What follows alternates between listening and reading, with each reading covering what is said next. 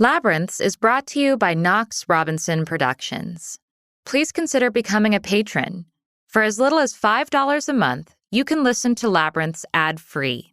Visit patreon.com/Knox Robinson to learn more. At that moment, she disappears on that camera. What goes through your mind? What do you do? What do you do? I mean, we were absolutely desperate. We had no idea of where to start, what to do, what was too much, what was not enough. And look, in my heart, I wanted to go full John Wick, right? Yeah. I could never identify with the mentality of what would be going through somebody's mind to steal somebody's animal. Feeling lost? Then you're in the right place. I'm Amanda Knox. And I'm Christopher Robinson. And this is Labyrinths.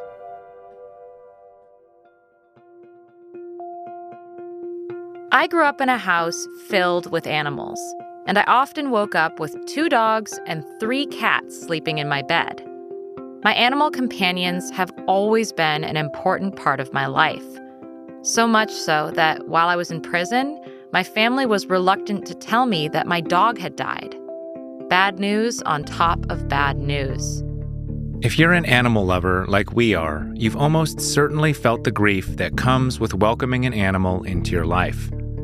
They eventually die of illness or accident. We were crushed on Christmas morning of 2018 when we found one of our cats hit by a car.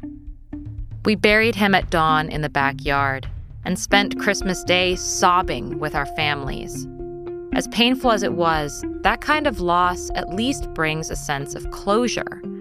But what happens when your animal companion goes missing and there are signs of foul play?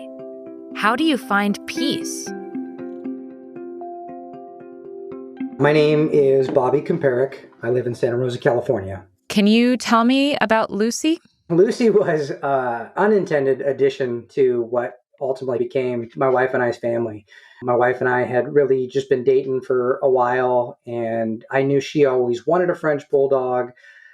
I've always been a huge dog guy, but have always had the mutt, the rescue, the quirky dog that has a little, maybe too much personality, but you fall in love with them. Mm-hmm. And I knew she always wanted one before the dog really became popular as a breed.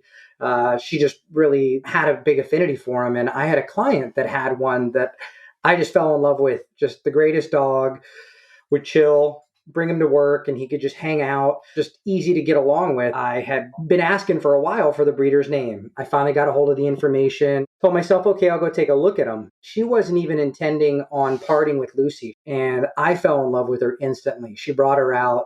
She was a little older than you would typically get a puppy, but she just fell asleep in my arms. I instantly had a bond with her, and I had to convince her I need this dog. And my wife was out of town for a friend's birthday, so it was a total surprise.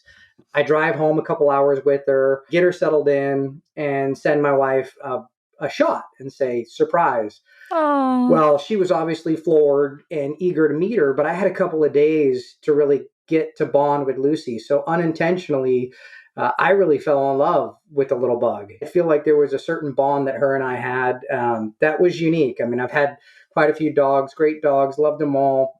But there was just something special. I don't know if it was about the timing of where we were at in our lives, her personality, just the way we connected, how much of our daily life she was. But it was the first time that I could really say that I could understand how you can transcend that bond of it's just a dog, which I never really felt. That was always something that was a little odd to me when people were like that. But this was the most special connection I had had yet with an animal that quickly. She just had a very easygoing personality, even as a puppy. I mean, obviously every dog has their little quirks, but we were in a really fortunate position. I was getting ready to transition from a very good corporate job, was getting ready to start my own business with a former business partner. My wife is a hairstylist, and her commute was all of a couple hundred feet from where we happened to be living at the time. So our lives really allowed us to be those people that whenever appropriate, we had her with us, whether that was vacation, whether that was dining outdoors, taking her on long car rides. When we went through the horrible fires of 2017, which we were very fortunate to escape, pretty unscathed, we just took off and went out of town for 3 or 4 days. And it was me and Angela and Lucy. And as long as we were all safe, everything was okay. As long as everybody we loved was safe. Yeah. You were a family. For sure. I mean, we don't have kids, and she was definitely that part of our family.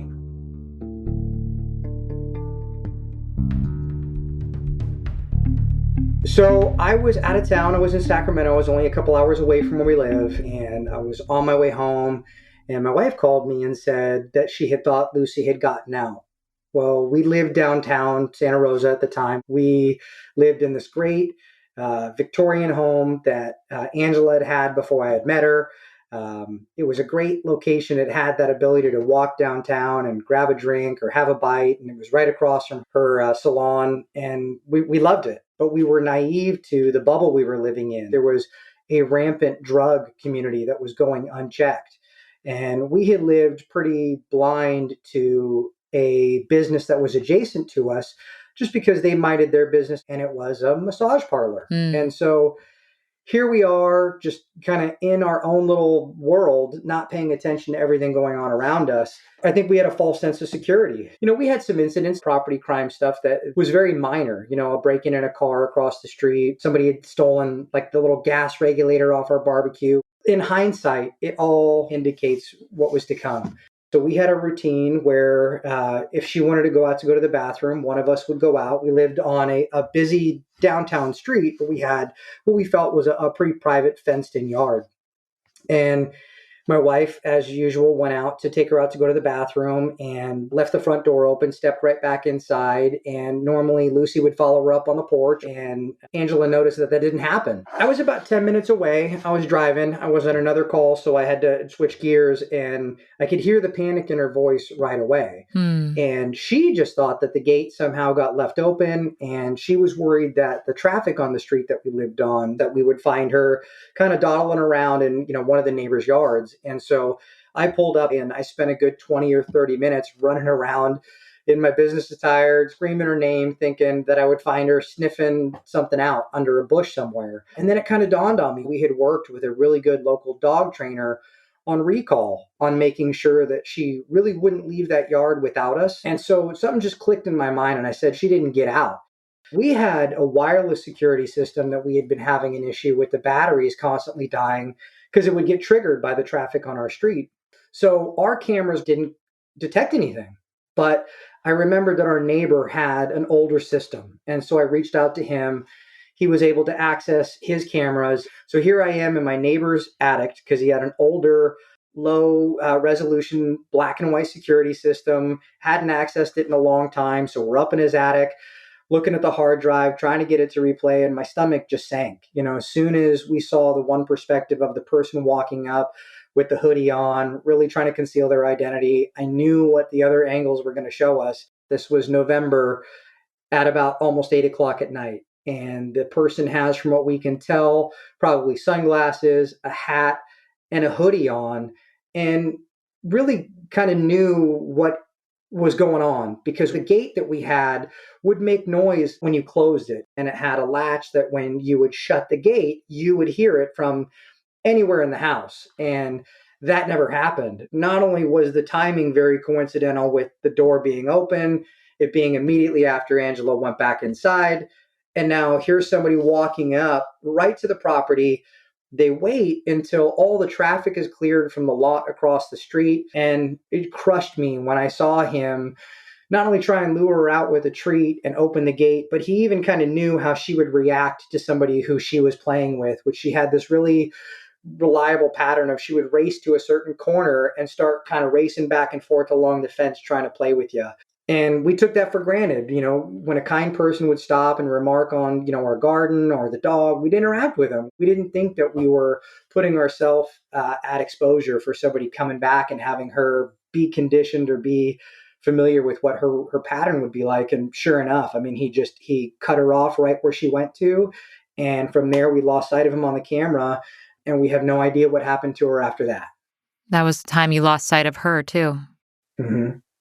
Ugh, that's crushing. I feel on one hand almost paranoid thinking that this was premeditated, but in looking at how everything happened, I think that there was a pattern that was established where if they saw the front door open at night, they probably knew that she was out. And I think somebody finally took the chance to take a dog that they had identified as being valuable. I think we knew because of what she was, a French bulldog, and the attention that they were starting to gain at around this time. Some people see them as these luxury dogs or these status symbols. We just fell in love with her. And to us, she was just our kid. I could never identify with the mentality of what would be going through somebody's mind to steal somebody's animal. At that moment, she disappears on that camera. What goes through your mind? What do you do? The first thing, I called the local police department. I called Santa Rosa, and they did send somebody out who took a report, but he was honest with me. He just said, here's the problem. As much as my heart goes out to you, this is one of those crimes where, because the way animals are categorized as property, it was only due to the fact that she was a purebred animal that had what we could establish as a high dollar value that led it to be a report for grand theft. In that conversation with the responding officer, he was very gracious to explain why the resources couldn't be committed. He said, even if I go down the street right now and I find the individual who has your dog, the likelihood of me being able to arrest this individual, to be able to then have them be prosecuted and ultimately convicted of anything of any substance based on the way that the law is structured is nil.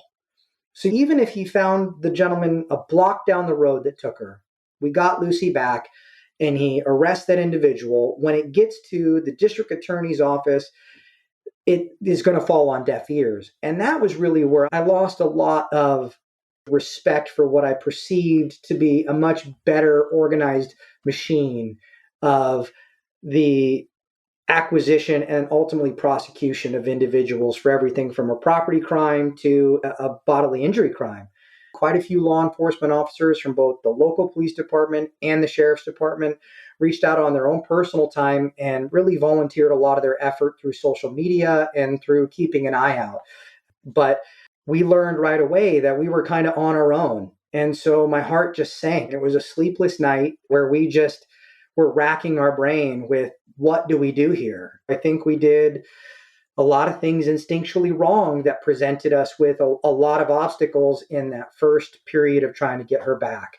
We created a lot of work for ourselves in an effort to just cast the widest net we possibly could to get information. We felt that she had most likely been taken because of her perceived value, and whoever took her was most likely motivated by money. And so we put out a $5,000 reward. And my first instinct was, after a sleepless night, I got on a Facebook Live post on my porch and I just poured my heart out. And I just said, I'm sure you're in a bad place, and this is probably something you never thought you would do. And I don't hold it against you. I just want her back. Mm-hmm. And so I really tried to appeal on an emotional level that this person might see how much she meant to us. And that got a tremendous amount of traction, which I didn't expect. I wasn't a big social media user, but it just had this little viral effect where I think people could identify with if they were in this position. What do you do? I mean, we were absolutely desperate. We had no idea of where to start, what to do, what was too much, what was not enough. And look, in my heart, I wanted to go full John Wick, right? I mean, it's like, Yeah.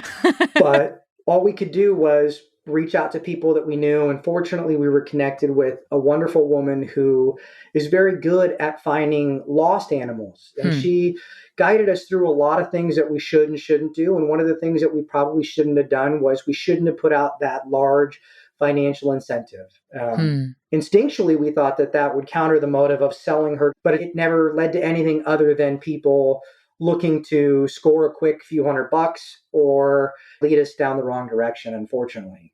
So a lot of just false leads that ultimately wasted your time. Yeah, that is very counterintuitive. The volume of response that we got on social media was inundating. I mean, I am so thankful for my business partners' patience and understanding. Here we were, we had just committed our whole livelihoods to starting this venture, and this was the ultimate monkey wrench. I ended my transition from my previous position earlier than expected. I didn't have a choice. There wasn't anything I could focus on other than how do I get her back? Fortunately, they were gracious enough to understand, and everything just went on pause. Life as we knew it completely halted. The first couple of nights were just these sleepless nights where we were going to a lot of places that we were frankly told, you should not be here, just because we weren't willing to stop at any measure to try and identify where she could be before she left the area. Because our belief is that she probably left the greater Sonoma County area pretty quickly. But it's hard to know because you hear stories of this happening and then animals being reunited with their owners years later to find that it was somebody in your peripheral social circle that just decided they want your dog. Crazy. So what kind of places did you go to? We have had an ongoing issue with the homeless problem. And at the time, it became national news that we had an area known as the Joe Rodota Trail, which is a little over a mile of public biking trail. And there was at the time several hundred people that were entrenched. And this had become an area that was known for just, you name it, and it was happening there. And we started receiving a large amount of tips from people that she had been seen on that trail at various times. And there was some information that was all lining up with other information. Looking back, I think that that was just more random correlation than actual information. But of course, we chased it. And so I would get a text message at 11 o'clock at night. Hey, I know who has your dog. Meet me outside the dollar store on Sebastopol Road at 1 o'clock in the morning. And we did. Yeah. So we probably made a lot of choices that weren't in our best interest as far as personal safety. But I was just blind to anything that would stand in my way of getting her back if there was an opportunity to. Of course. Can you talk to me about some of those encounters? Like what happened when you arrived outside the dollar store at 1 a.m.? That was an interesting one because that was a young lady who was saying, hey, I hate to do this, but my aunt has your dog. She just got this dog 2 days ago. It matches the description to a T. And she gave us a location where we could find this person. But I was really torn because here was this girl that was obviously like at a very low point, and I'm having a hard time trusting this information. And all I wanted to do was get Lucy back. But here's somebody who's obviously at one of the lowest points in life that I couldn't imagine being in. And so we ended up sitting, me and my business partner, for 2.5 hours and sharing a meal with this gal while we prepared to try and figure out how we could approach her aunt and listen to her story. And here's somebody totally transitory, a few hundred miles away from home, single mom, admitted issues with substances, and just struggling. And here she was using this as an opportunity to get some financial gain. And so while ultimately that didn't lead anywhere, we did the best that we could to try and help her out with her situation. We came across so many different people that were opposite of what we expected, right? They were people that were down on their luck, that were very empathetic of our situation, but also very honest that they saw this stuff happen all the time. And good luck trying to find it once it had really started going down that rabbit hole. So we felt like we were chasing smoke.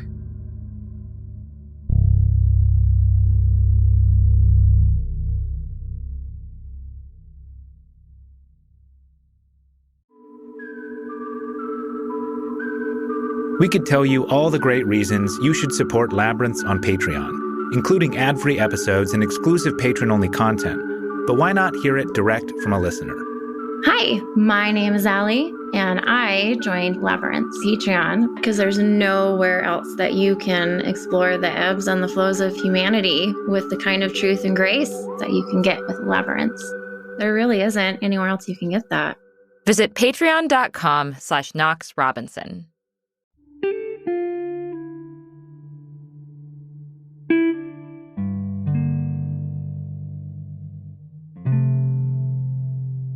My business partner's wife, within about 24 hours of Lucy being stolen, had thought that she had identified somebody selling Lucy online.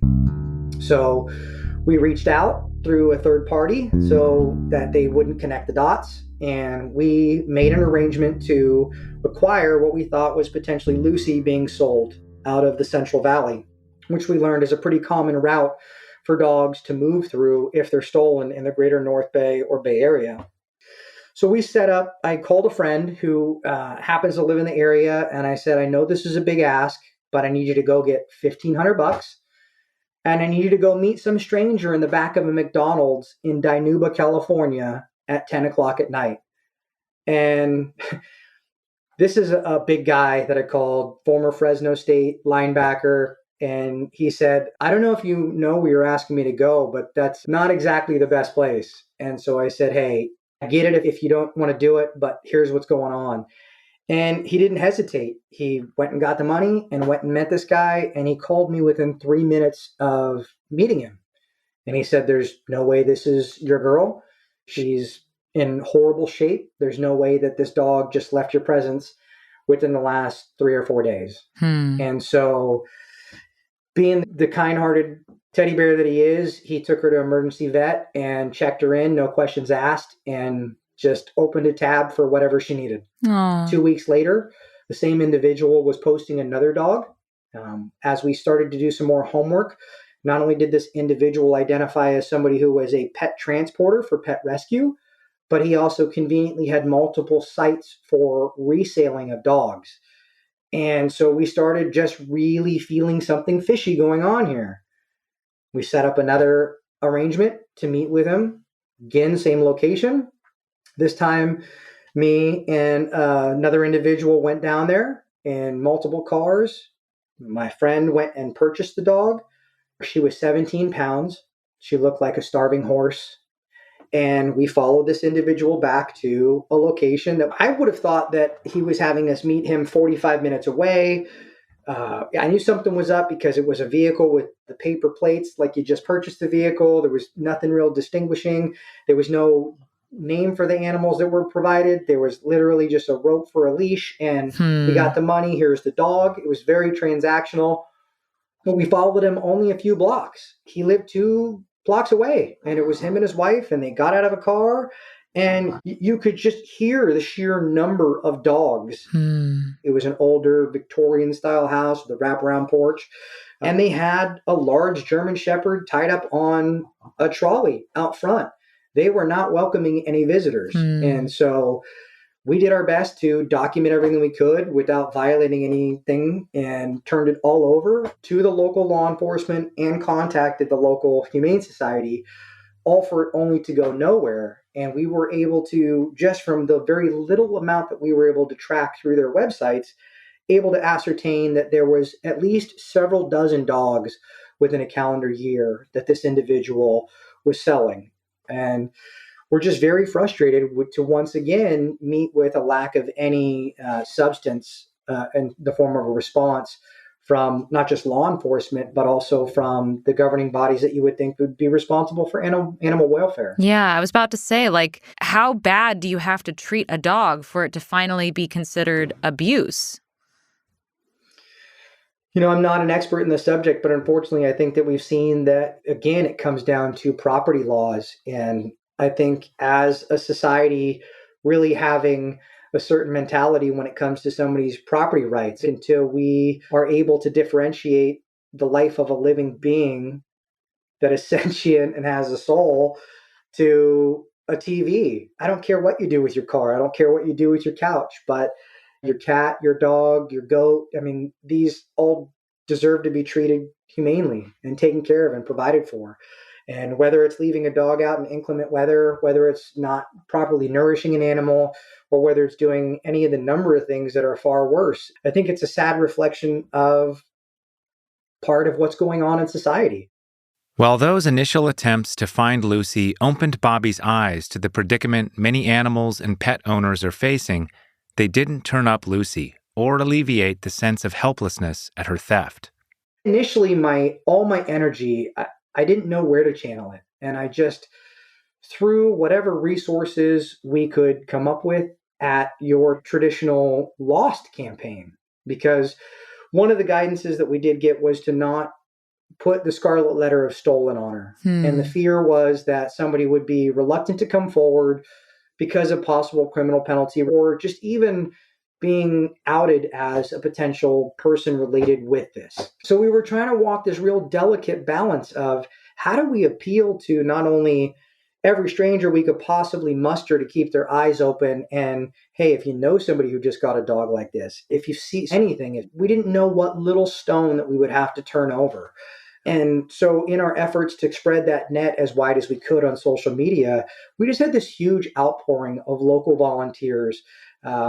We had dozens and dozens, if not 100 or more people that were actively, not just once, but I mean, for weeks on end, day in and day out, helping us with looking online for anything that looked like Lucy on a for sale post, on a pet shelter post. Just the volume of photos that we were going through, it was a full-time job. But as the weeks and months stretched on, that job took its toll. See, it has led to a tremendous sense of fear. We become very selective with who we allow in and around us. And we really try and guard anything personal. Just we're paranoid now that this could happen again for all of the wrong reasons. And it's that I think that has been the biggest fear or the biggest change is I'm not normally somebody who lives in that mode of fear or a sense of impending loss. And that's changed a lot since that, to have something like that just ripped away from you. This was the thread on the sweater that just unraveled our life for the next probably year and a half. This issue led to us getting into a significant, I don't want to say confrontation, but back and forth with that massage parlor next door. My first response was to put up a high definition security system, brought out a local security company, installed a high-end security system on the property. The last thing that I expected was I was going to have this business next to me, which I would assume any traditional business would be okay with an adjacent security system. We literally started receiving threats over that security system because they didn't want the traffic that was going back and forth to be documented. And so I made some decisions to push back on them in a way that probably instigated more of a response from them than I would have desired. Like, what did you say? I mean, what was the message that you received? Like, cease and desist your home security system? I don't feel like they have a right to say that to you. Their message kind of was, hey, we know you know what we do over here and we don't bug you. So sorry about your dog, but you're really cramping our style.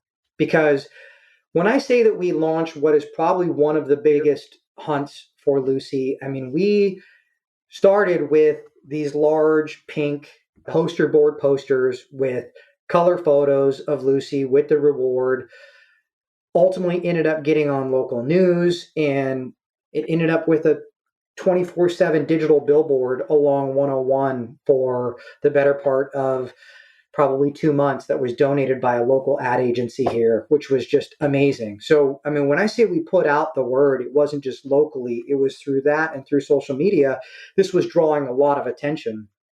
And when they started literally getting very hostile over the camera system, I pushed back. And so I had a large banner printed up and put up a website and said, if you don't want to be seen coming here, this place is on 24-hour, 7-day-a-week video surveillance.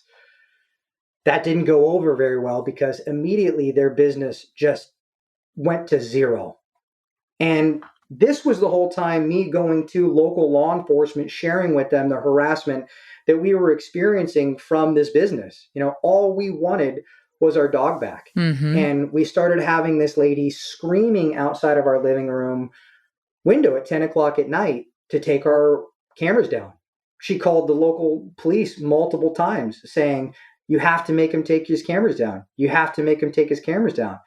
And they said, look, unless he's invading your personal space, like it's pointed in your bathroom, he's not doing anything wrong. Yeah. And that was just one of a total unexpected nightmare that came out of this whole circumstance. The thing about trauma is that it's never a single point of pain. It has ripple effects. When a piece of your life is ripped away, that's just the beginning. But trauma can also lead to some surprising joys. Remember that first dog they thought might have been Lucy? The abused one they bought from the shady character out behind the McDonald's? We have her today. No. Her name is Pork Chop. We call her Choppy. No. And we love her to death. And we think that she was either used as a breeder and kept in very confined quarters based on some of her physical attributes, or just severely neglected. But here we are 3 years later, and she's just one of the best dogs you could ever ask for. And Amanda, I can't tell you, the second girl we acquired, Penny, is just, she's just got a golden soul. They didn't really know any of the things that a domesticated dog should know. They were eating their own fecal matter. They were doing a lot of things that dogs do when they're showing signs of being severely neglected. And we didn't know what we were going to do with them at the time. We had no intention on having another dog. We were just looking for Lucy. But our heart broke when we got these girls. And we now still have both of them. And they're in great shape. Unfortunately, poor Penny just started having some seizures, but that's the unknown of rescuing a dog, right? You don't know what you're getting into. So those are some of the unforeseens, all of the different ripples that have come out of her being taken out of our life. And, we ultimately were very blessed with having 3 other dogs now in our lives that were all as a result of this circumstance.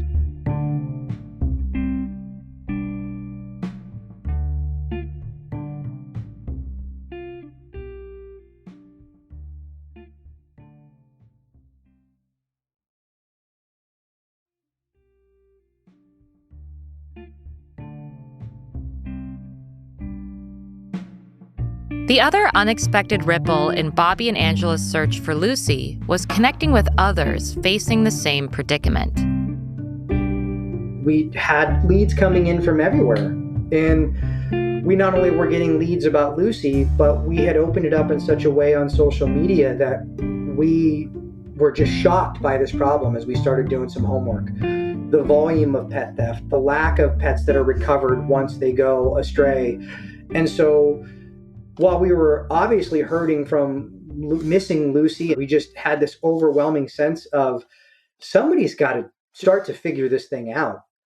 So a lot of our posts were around other individuals that were going through the same thing. And I can't tell you just the number of people that reached out to us and said, this literally just happened to us. And we had stories shared with us from circumstances like ours where you felt safe and somebody took advantage of a situation that presented itself, to people that had their homes broken into after being followed home from a dog park. We worked with this young couple out of Texas that literally had just gotten engaged. That was her engagement present, and she was just in love with her little girl, and they literally followed them home and were able to kick in their door and steal their dog. And we worked with a family on the East Coast that had their dog stolen right out of their backyard. And immediately those people reached out to them and started playing the I found your dog. And so they were able to recover one dog right away. And the other dog, they believe they were still trying to sell because she felt that she had more value potentially to somebody who could sell her into a breeding ring. It took them months to get her back. And it was only through concerted effort of continuing to push on, not allowing it to just go as an unaddressed property crime. And by getting people involved in social media and using traditional media as well through their local news network and keeping attention on the issue, that they were ultimately able to get her back. Wow. So it sounds like your personal experience turned into advocacy work. Can you describe to me how you've taken this experience and turned it into this bigger movement? That just happened organically. As soon as the light was shined, I think everybody felt a little vulnerable and they could really empathize with what it would be like to lose somebody they love. I feel just a tremendous sense of responsibility and not living up to that role that you assume when you take on the care of another life. It kills us every day. So I think that's what struck a chord with people, was just how intimate that bond can be with something like a dog. And to us, Lucy was so much more than that. We had no interest in any sort of personal gain other than just to share with people that the day of being able to leave your dog with the window rolled down on a nice day while you go in and maybe grab a drink 30 seconds away, in my opinion, that's gone, right? I can't tell you the number of stories of dogs taken out of cars, dogs taken out of yards, dogs taken out of homes after they were identified as being there. So that's the biggest thing that we've identified that we can do right now. I mean, look at what happened with Lady Gaga's dogs, right? I mean, granted, that was by total happenstance, but we see these moments that are bright outliers that people pay attention to, but they're unaware of the fact that this happens anywhere conservatively an estimated 8 to 10 million times a year. Wow. Right? And that's a number that sounds shocking, but when you think about the size of our country and the number of pets and just how important they are for a lot of us in terms of our day-to-day life, it was eye-opening for us. And people are under the misconception that it's dogs like Lucy, a 20-pound French bulldog. We've had stories of people that have reached out and said, our bull mastiffs were stolen off of our rural property. Looking back, we had people that were coming down our road and conditioning them, giving them treats. And when they finally got to the right level, here's 250 plus pound dogs that were put in the back of a pickup truck and they never put up a fight. So everybody at some level can be susceptible to this. And I think it's just a matter of, we have to make people more aware so that they're more vigilant and ultimately try and close some of the loops that make it attractive to people to want to do this, that they just think that they can do it and get away with it with very little to no penalty. Well, like you said, the cops say, well, as much as our heart goes out to you, you're on your own. And you're like, well, I guess I'm on my own, except for I'm on my own with all these other people who are also on their own. I'm just devastated. It sounds maddening. One of my worst nightmares is I get a lot of death threats for everything that I went through. And I'm not actually that concerned that someone is going to come and actually try to kill me. What I am worried about is someone coming and murdering my animals. Because once again, low cost, high quote reward. If you really want to hurt someone, like, you could do that. And your animals are your babies and they are your family and they are not property. And yet the consequences of either taking them or hurting them are negligible. It's shocking to me that the laws we have don't reflect that. Is there any aspect of endpettheft.org that is interested in legislation? That's been one of our main focuses, and I have to give credit to Mike McGuire's office. They've been tremendous. When this first happened, they responded right away, and we were looking at getting on their calendar to discover, because I've never worked with anything in that capacity, so I have no idea what it would take to get a Senate bill or an Assembly bill passed that would change the way that an animal is treated, not just generally, but in instances of known crisis. I think when you have documentable proof that an animal was taken and is endangered, there needs to be a degree of differentiation between a potentially lost animal. And so here we have hard evidence. This animal within the last several hours was taken. It was taken by what is most likely a male of this description. It was very frustrating. I think if anything, where criminals are underestimated is they may be brazen, but they're not stupid. And I'm very leery of a world where we're legislated to death, where we have a bunch of ineffective or unenforced laws that make people feel good, but don't actually do anything to constructively change or affect the problem. We've got to do something to be able to close what I think is just a huge loophole. Bobby and Angela have also been trying to address the problem of pet theft through technological means.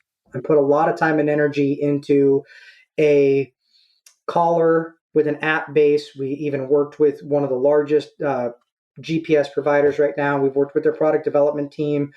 What we were working on was a collar that would be tamper resistant, would be difficult to remove if you didn't prepare for it, that would alert the owner through geofencing and other app-based technologies.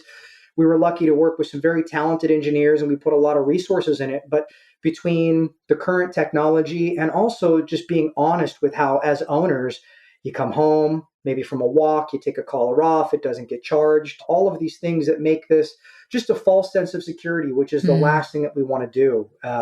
So I really think legislation is going to be the way to continue to spread the message. And I thought throwing just sheer energy and passion and resources at it would raise more awareness. But I've come to terms with the fact that this is going to take a much more protracted and methodical approach to changing those underlying conditions, mainly the legislation and how animals are seen. And I think as we go down that course, the conversation is going to need to be, how do you have that balance of carrot and stick, right? Meaning, I don't want to just do something to make myself feel better so that I could say I did something that doesn't make a difference. Like I said, Mike McGuire's office has been great. We have been having conversations with them. My hope is that we can do something at that level that will make it very unattractive for this to continue to take place. And I think it's going to take something substantial at the level of both somebody who can be shown to have taken an animal, be in possession of an animal that was taken, or have transferred or received an animal that was taken. And I think there needs to be some sensibility about how that's structured. I don't want to see a nonsensical bill written where there's some threat of heavy fines that are never administered or never collected. I'd like to see it be something where, if this happens, if somebody gets caught either stealing your dog, selling your dog, buying your dog, transferring your dog, that there be a constructive way of being able to educate and expose these people to animal rescue, animal rehab, community service, and reconnecting them with an animal that, for whatever reason, whether it be nature, nurture, they saw as an inanimate object to be used in this way, right? And I think that you see that through various programs that work with people that are transitioning out of either incarceration or substance programs that work with animals. There's something amazingly therapeutic, and I think that there could be a compound benefit to something that was structured well like that. Yeah, I think that's actually very, very smart because, of course, you're right. I think that only someone who didn't understand the bond between a human and their animal would conceivably break that bond by stealing an animal. How long was looking for Lucy your full-time job, and what was the moment that you stopped looking, or have you stopped looking? We haven't stopped looking. I think I had a moment about 90 days in or so where, and it also kind of coincided with COVID.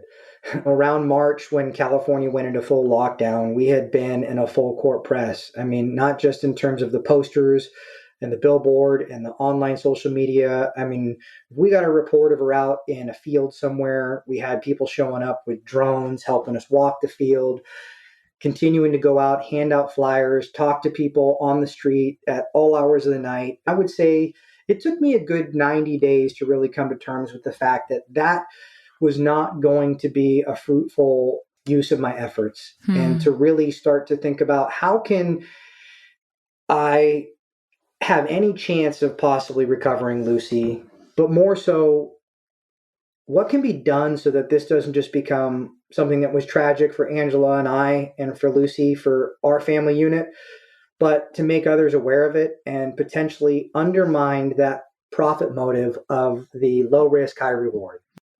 Do you think that you're going to see Lucy again, or is that something that you try not to think about? If I told you I didn't think about it, I'd be lying. I mean, I think about her too many times a day. I think my biggest fear is just that she's in an environment where she's being less than provided for, knowing some of the challenges that she might experience throughout her life, given her breed. We're going through it with one of our girls right now. I would hate for her to be in an environment where she wasn't receiving care, or somebody was not in a position to be able to provide the level of care that I know we would do. So no, I mean, I think about her every day, and I'm sorry, I start to get emotional about the subject. Remind me of exactly about the question so I don't stray too much. I'm sorry. Oh, no, it's no problem. I was just wondering if, you think you're gonna see her again? I hope we do. I'm very aware of the fact that obviously outside of that initial time frame, the likelihood of it is ever diminishing, and it's very, very unlikely. The odds are stacked against us. But I refuse to give up any hope of reconnecting with her, given any reasonable lifespan that she may have had. And I think for myself, maybe it's just cathartic, or it's just a way of relieving a little bit of the sense of guilt. But regardless of whether we connect with her or not, I just feel like this is something impassioned to stay on. It's not going to be something we're going to be able to solve quickly. One thing that maybe the final question that I want to ask for you is a more personal one. I've talked to families who have missing children, and it is very, very, very challenging also to the family. And sometimes it can make conflict arise in the family because maybe the dad can't stop looking and the mom needs to take a break and step away from it. And there's differing ideas about what the best thing to do is. Like, how has this impacted your relationships, this loss and this journey? The most important relationship, obviously, with my wife, Angela, I think because it happened at a time when we were engaged, we were planning to get married, we hadn't done that yet. It brought us together in a way that I feel like it kind of forged us by fire, and it really helped prove to me that we're good together in a time of crisis. But the underlying changes that I think happen to you as a person from having something like that happen, and I don't mean to sound like somebody who's lived a sheltered life, and I understand that for a lot of people, this is going to be a problem that they might not be able to associate with and might come off as a very first world problem given all of the challenges that so many people are facing today. But for me, I without a doubt can say that this was one of the most tragic experiences in my whole life. Just the sheer feeling of having her ripped away, how important she was to us, to just all the stuff, it pulled the rose-colored glasses off in terms of what we were living among, what was going on in our city. It taught me a lot about who different individuals in my life were too, because I had never looked at them in that way in terms of how do they view animals? How do they view other people in their life? How would they respond in this situation? What level would they go to? And, it's hard as you get older, as you see people in different lights, to still hold them in a certain affinity. And so there's been a lot of changes in relationships. It's tough. I couldn't imagine losing a child. As much as Lucy is like our child, I do understand the difference. Oh, I wasn't meaning to compare. I was more just for sure.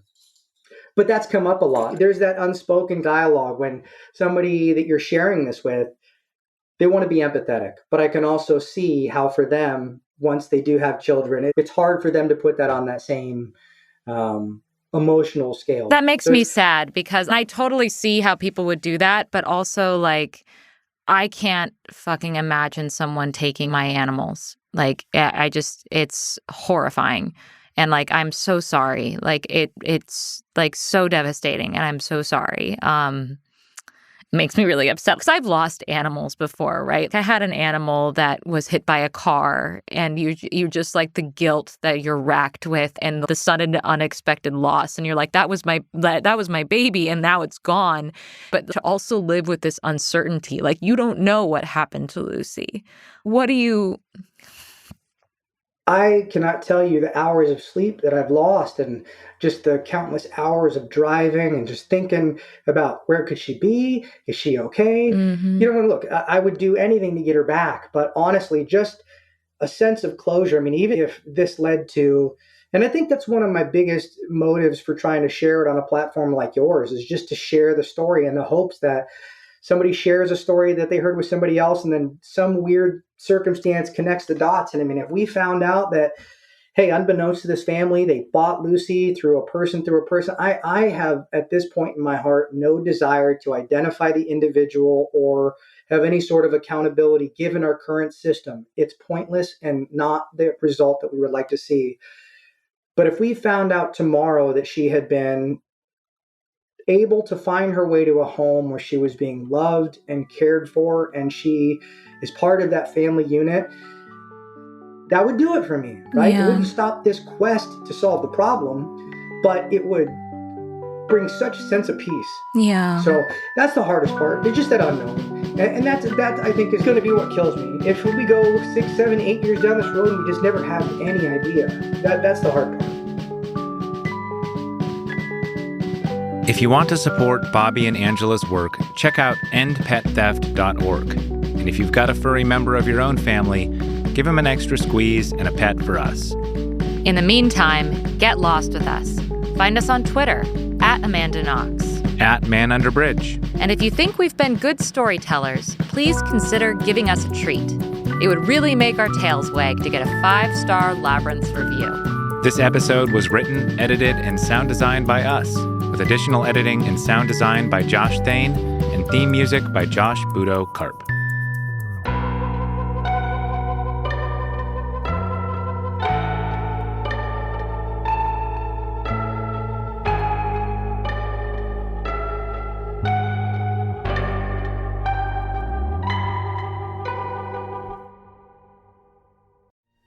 Captain's Log, Stardate 89361.5. We've encountered a fascinating alien civilization. The people of Patreon Prime are humanoid in appearance, but possess vastly greater degrees of nuance, compassion, and intelligence than any race we have so far encountered. But what is perhaps most striking is their generosity. Captain, the warp core is going critical. Warning. Divert all energy to patreon.com/Knox Robinson.